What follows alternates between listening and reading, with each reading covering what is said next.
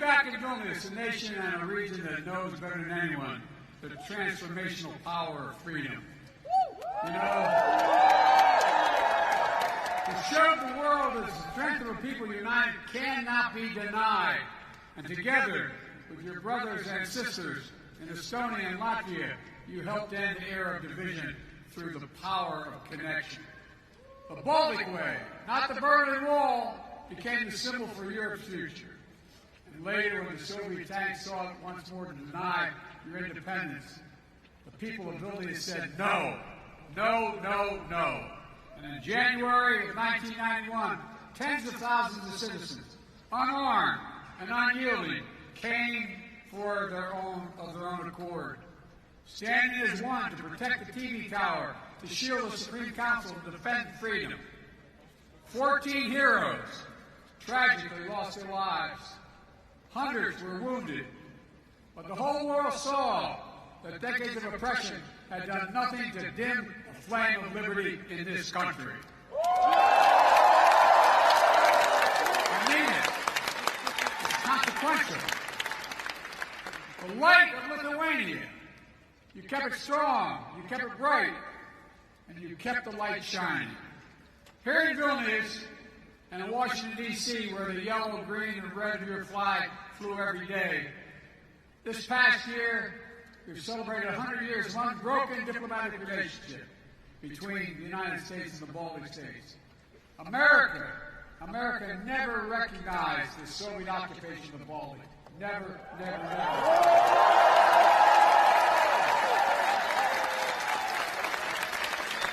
And besides, you got a great president.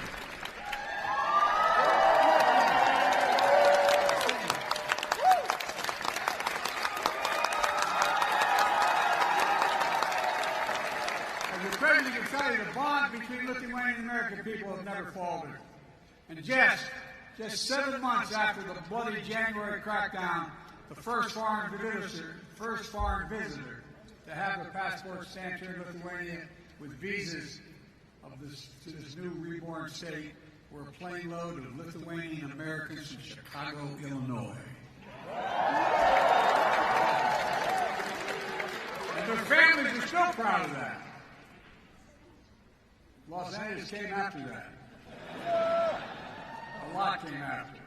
Look, many aboard that plane and fled Lithuania during the early years of Soviet oppression and marveled at their return to this independent state.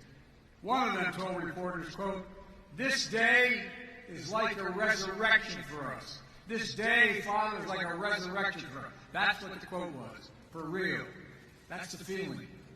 And it was. A resurrection that quickly became a revelation. And a nation which stands today as a stronghold of liberty and opportunity. A proud member of the European Union and of NATO.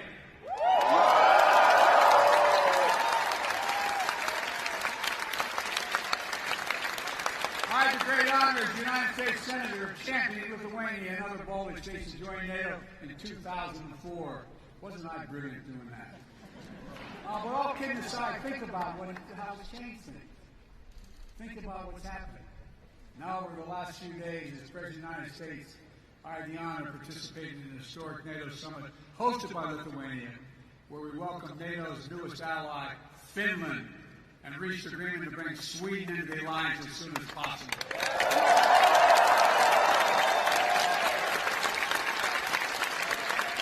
President Erdogan kept his word.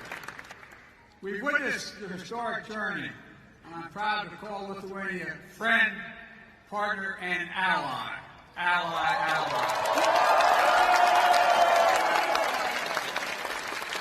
Soon NATO will be the 32nd freestanding, have 32 freestanding members standing together to defend our people and our territory.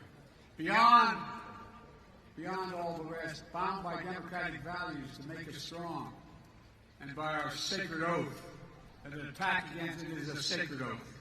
Attack against one is an attack against all, because each member of NATO knows that the strength of our people and the power of our unity cannot be denied.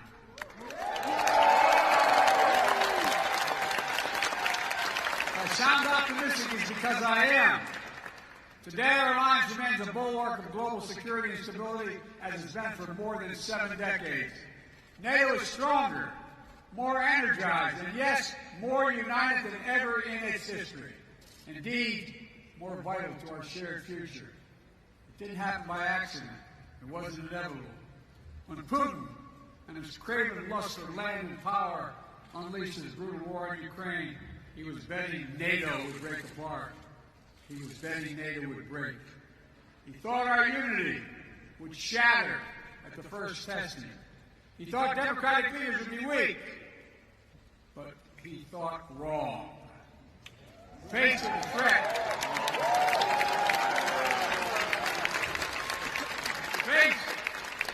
threat, the peace and stability of the world, to the democratic values we hold dear, to freedom itself, we did what we always do. The United States stepped up, NATO stepped up, our partners in Europe and in the Indo-Pacific stepped up. All across the world they stepped up. And we're ready. We were ready because we stood together. In the months leading up to the war, as Putin amassed his forces on the Ukrainian border and laid the groundwork for his brutal invasion, I was in constant contact with my fellow leaders of the G7 and the European Union and NATO. Constantly. We warned the world what Putin was planning. Even some in Ukraine didn't believe it was what we had our intelligence community found. We made sure NATO was prepared to deter any aggression against any member state. We pursued intense diplomacy with Russia, seeking to avert this terrible war.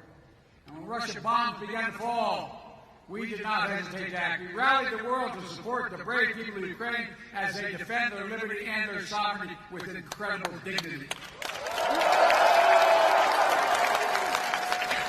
I mean that from the bottom of my heart. Think about it.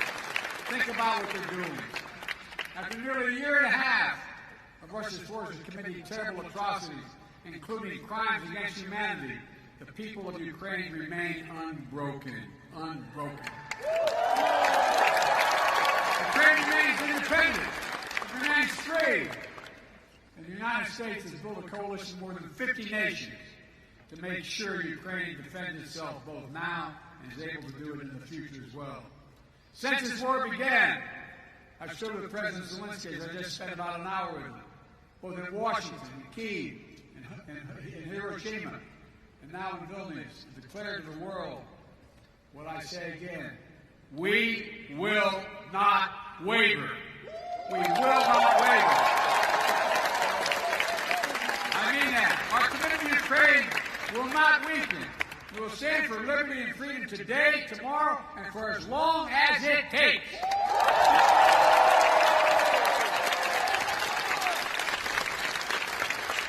We all want this war to end on just terms. Terms that uphold the basic principles of the United Nations Charter that we all signed up to. Sovereignty, territorial integrity. These are 2 pillars of peaceful relations among nations. One country cannot be allowed to seize its neighbor's territory by force.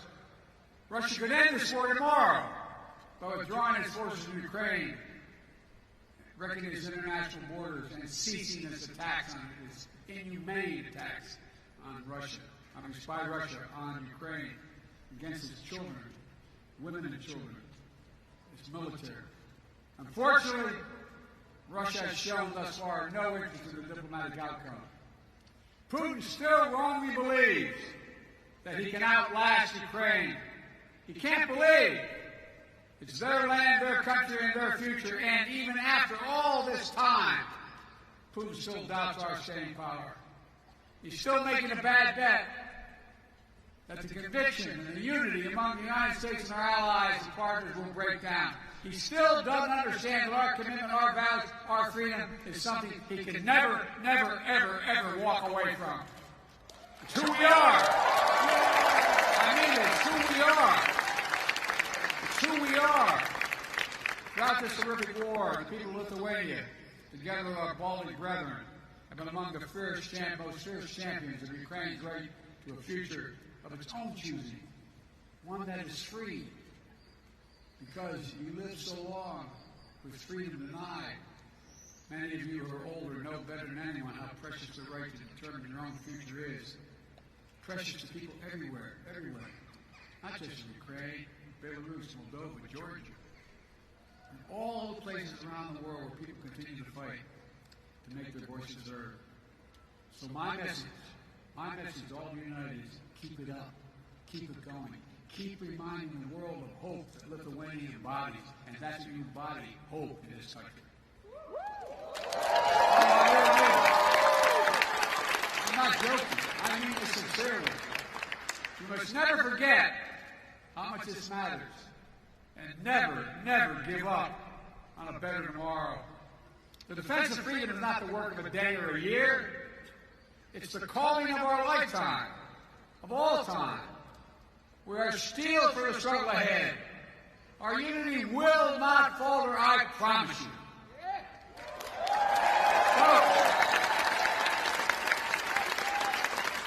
As I look around the world today at a moment of war and peril, a moment of competition and uncertainty, I also see a moment of unprecedented opportunity. Opportunity to make real strides toward a world of greater peace and greater prosperity, liberty and dignity, equal justice under the law, human rights and fundamental freedoms, which are the blessing and birthright of all of humanity. That is the world the United States is working toward. And it's one we'll only reach if we do it together. And I mean together. We need to take the same spirit of unity, common purpose, determination that we've demonstrated in our response to Russian aggression in Ukraine and bring more partners along as we continue working to build the world we want to live in and the world we want for our children. My friends, at the most fundamental level, we face a choice. It's not hyperbole, we face a choice. A choice between a world defined by coercion and exploitation, where might makes right, or a world where we recognize that our own success is bound to the success of others. When others do better, we do better as well. Where we understand that the challenges we face today, from the existential threat of climate change to building a global economy where no one gets left behind, are too great for any one nation to solve on their own. And that, to achieve our goals and meet the challenges of this age, we have to work together. And I mean sincerely, the world's changing. We have a chance to change the dynamic. That's why I've been so focused as president on rebuilding and revitalizing the alliances that are the cornerstone of American leadership in the world.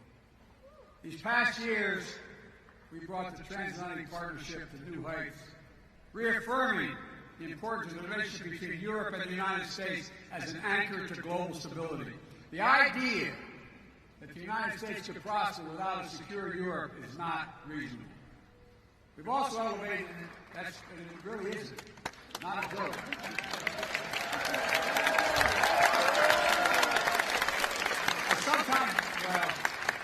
We're also elevating the deep American alliance in the Indo-Pacific with Japan, the Republic of Korea, Australia, and the Philippines, which provide critical security and deterrence in that vital region of the world. Through our Quad partnership, it's a fancy way of saying our partnership with Australia, India, Japan, and the United States, we're bringing major democracies of the region together to cooperate, keeping the Indo-Pacific free and open, prosperous, and secure. We've demonstrated during this NATO summit, with Indo-Pacific partners joining us for the second year in a row, we're working to deepen connections between the Atlantic and Pacific democracies so we can better work together toward the shared values we all seek. Strong alliances, versatile partnerships, common purpose, collective action to meet our shared challenges. The world has shrunk. That's how we build a future to see that we share and know we share challenges and work together. We have to step up together, building the broadest and deepest coalition to strengthen and defend the basic rules of the road, to preserve all the extraordinary benefits that stem from an international system grounded in the rule of law. We have to come together to protect rights and freedoms, to underwrite the flow of ideas and commerce, and which have enabled decades of global growth. Yes, territorial integrity and sovereignty, but also principles like freedom of navigation and overflight, keeping our shared seas and skies open so that every nation has equal access to our global common space. And as we continue to explore this age of new possibilities, an age enabled by rapid advances in innovation, we have to stand together and ensure that the common spaces of our future reflect our highest aspirations for ourselves and for others. As my dad would say, that everybody has students of dignity. So that artificial intelligence, engineering, biology, and other engineering emerging technologies are not made into weapons of oppression, but rather used as tools of opportunity. Working with our allies and partners to build supply chains that are more resilient, more secure, so we never again face a situation like we had during the pandemic, where we couldn't get critical goods we needed for our daily lives. You know, we all must summon the common will to actually address the existential threat of accelerating climate change. It's real. It's serious. We don't have a lot of time. It is the single greatest threat to humanity. It's only by working together that will prevent the worst consequences of climate change from ravaging our future and that of our children and grandchildren. We also have to recognize our shared responsibility to help unlock the enormous potential that exists in low and middle-income countries around the world. Not out of charity, because it's in our own self-interest. We all benefit when more partners stand together working towards shared goals. We all benefit when people are healthier and more prosperous. And that's not again hyperbole, it's true. We all benefit when more entrepreneurs and innovators are able to pursue their dreams for a better tomorrow. You know, so we need to update our tool set, better address the needs of today in this interconnected world. A world where climate disasters, pandemics, conflicts, spillover borders make it harder to address the challenges of poverty and instability that hold so many people back. That's why the United States is leading an effort to transform the multilateral development banks, like the World Bank, help them better address their global challenges while enhancing their core mission of reducing poverty and boost shared prosperity. We're all working together with our partners in the G7 to address the enormous needs for high-standard infrastructure around the world, especially in low- and middle-income countries in Africa, Latin America, and Southeast Asia. It's a statement about the world we want to build together. Ladies and gentlemen, we stand at an inflection point in history, where the choices we make now are going to shape the direction of our world for decades to come. The world has changed. Will we turn back naked, unchecked aggression today to deter other world would-be aggressors tomorrow? Will we staunch the climate crisis before it's too late? Will we harness the new technologies to advance freedom, or will we diminish it? Will we advance opportunity in more places, allow instability and inequality to persist? How we answer these essential questions is literally going to determine the kind of future our children and grandchildren have. And again, that's not an exaggeration. It's a fact. It's going to take all of us. All of us. I believe that with ambition and confidence in ourselves and one another, with nations working together for common cause, we can answer these questions. We can ensure the vision we share and the freedom we cherish are not just empty words in a troubled time, but a roadmap. I mean this literally, a roadmap, a plan of urgent action toward a future we can reach if we work together. Folks, the road to lies before us is hard. It will challenge us, some of the best of ourselves, to hold faith in one another, and never give up, never lose hope, never.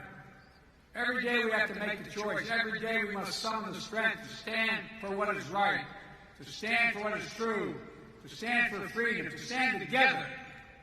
That, my friends, is the lesson we learn from history and the history of Lithuania's story. You know, it's a lesson we see demonstrated each day, and it will determine what Ukraine looks like. And it's now, it's how we're going to work. How we rewrite the future of peace and hope, justice and light, liberty and possibility for everyone, everyone, everywhere.